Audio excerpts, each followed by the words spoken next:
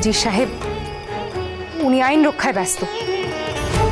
উনি আমাদের কতটা সাহায্য করবেন আমি জানি না, তাই আমাদের পক্ষ হয়ে কথা বলবে, আমাদের দিকটা দেখবে এমন কাউকে তো প্রয়োজন। কিন্তু বৌঠান, যদি জগৎ সেটা আমাদেরকে ফিরিয়ে দেন তখন আমরা কি করব?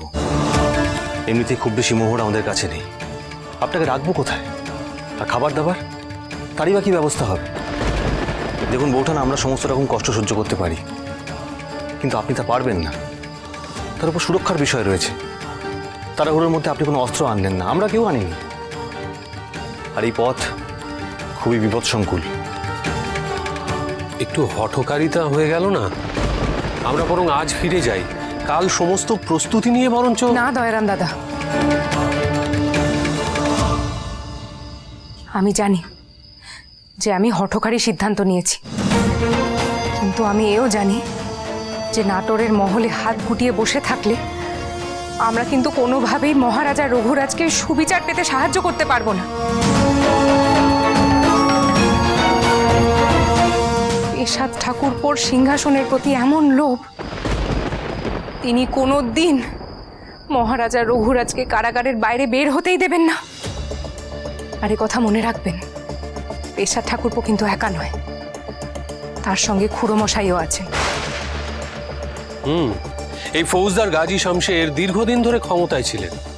হঠাৎ ছোট কুমারের বহিষ্কারের এত অল্প সময়ের মধ্যেই তিনি এসে রাজবাড়ি অবরোধ করতে গেলেন কেন? নাটোর থেকে বেরোনো স্তক, এই কথাটাই আমি ভেবে যাচ্ছি। এনাদের মধ্যে যোগাযোগ ছিল তা আমি নিশ্চিত, নয়তো মহলের মহিলারা এত বড় বিপদে পড়লেন। ওই খুড়োমশাই তো একবারও রুখে দাঁড়ালেন না।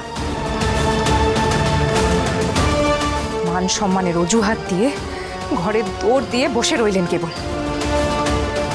বৌঠান, এসব রাজনৈতিক আলোচনা করার সময় অনেক পড়ে রয়েছে। অন্তত আপনি চলুন, আপনাকে ছাতিনায় পৌঁছে দিয়ে আসি। তারপর আমি আর দয়ারাম দাদা না হয় জগৎ শেঠের সঙ্গে দেখা করে আসবো। আর আমার এটাই সঠিক সিদ্ধান্ত বলে মনে হয়। না ঠাকুরপো, সে হয় না। আমি জানি তুমি আমার কথা চিন্তা করছো, আর তার জন্য আমি তোমার কাছে কৃতজ্ঞ। কিন্তু আমি যে সারা নাটোরের কথা ভাবছি,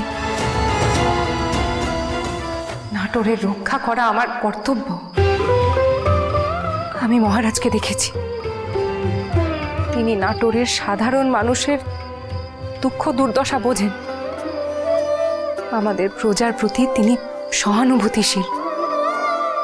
তিনি গুরুজনদের, মহিলাদের যোগ্য সম্মান করেন।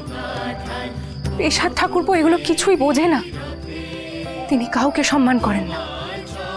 এমন এক মানুষের হাতে নাটোরকে আমরা কি করে তুলে দিই বলো তো? ঠিক আছে, নয় মহারাজের স্ত্রী হয়ে আমি হেরে গেলাম, তাতে আমি মহারাজের কাছে ছোট হব, তোমাদের কাছে ছোট হব, নিজের কাছে ছোট হব। কিন্তু নাটোরের রাজরানী হয়ে কি করে হেরে যাই বলো? আমার প্রজা যে আমায় মা বলে ডাকে, তাদেরকে কি জবাব দেব আমি? একজন স্ত্রী হয়ে হেরে গেলেও একজন মা হয়ে আমি কি করে হারতে পারি বলো তো ঠাকুরপো?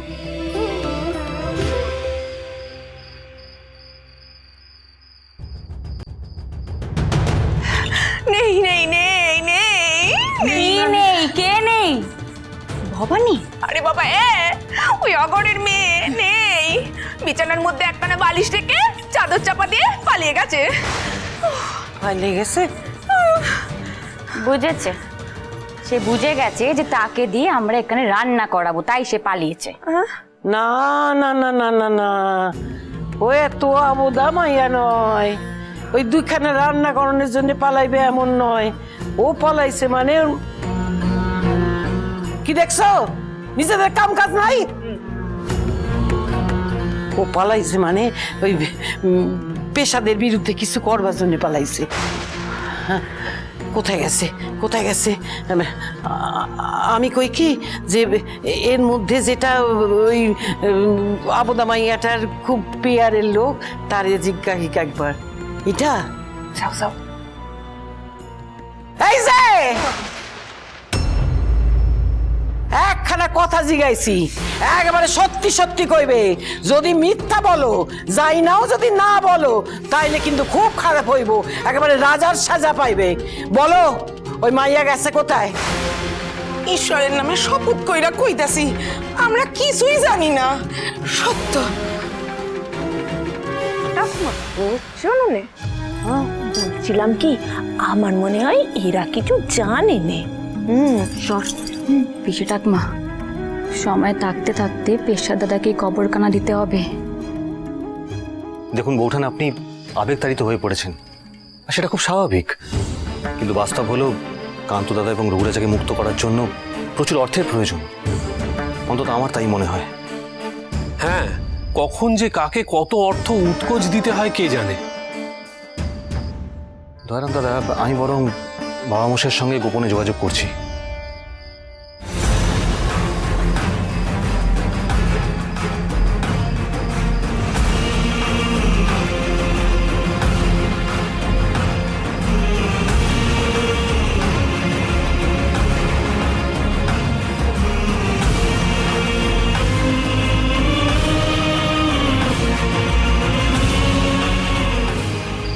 কি বৌঠান, এ তো ভরি ভরি গয়না। এই অল্প সময়ে আমি যতটা পেরেছি আমার সঙ্গে নিয়ে এসেছি। এ কি করেছেন আপনি রাজরানী, এই দুর্গম বিপদ সংকুল জঙ্গলের মধ্যে?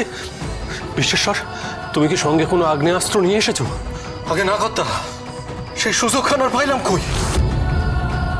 দয়ারাম দাদা, আর চিন্তা করবেন না। মা ভবানীর নাম করে বেরিয়ে পড়েছি যখন, যা বিপদ আসবে মা টলিয়ে দেবেন। আমি জানি, এ আমার বিশ্বাস। আর দেরি করবেন না, চলুন, চলো ঠাকুর।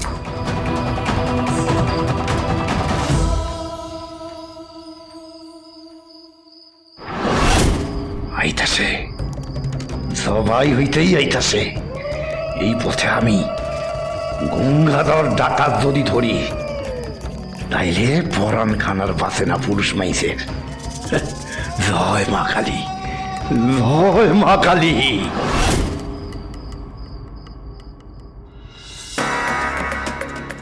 পিসি ঠাম্মা, এতদিন নির্বাচনে থাকার পর মহলে ফিরলাম, একটু শান্তিতে আমোদ প্রমোদ করবো না? হ্যাঁ করবা, বই কি বাবা, নিশ্চয়ই করবা।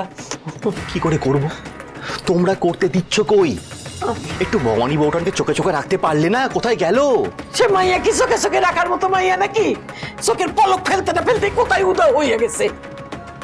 ইন্দু বৌঠান বা পিসিমা এরা নিশ্চয়ই জানবে।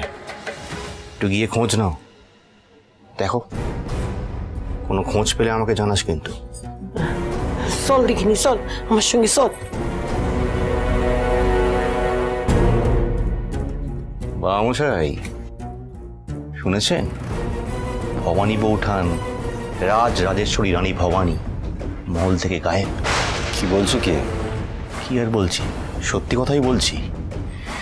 খোঁজ নিয়ে দেখতে হবে কোথায় গেছে। হ্যাঁ, সে তো নিশ্চয়ই। আর বিগত কিছুদিন ধরে তো আমি রানীর এলেমার দাপট দুটোই কাছ থেকে দেখলাম। তবে কি জানো তো দেবীপ্রসাদ, এই উধাও হয়ে যাওয়াটা কিন্তু নিছক কাকতালীয় নয়, এটা মাথায় রেখো। আমারও তাই মনে হচ্ছে, ষড়যন্ত্রের গন্ধ পাচ্ছি কিন্তু আমি। তাই তো বলছি বামশাই, খোঁজ নিয়ে দেখতে হবে ভবানী বৌঠান কোথায় গেছেন।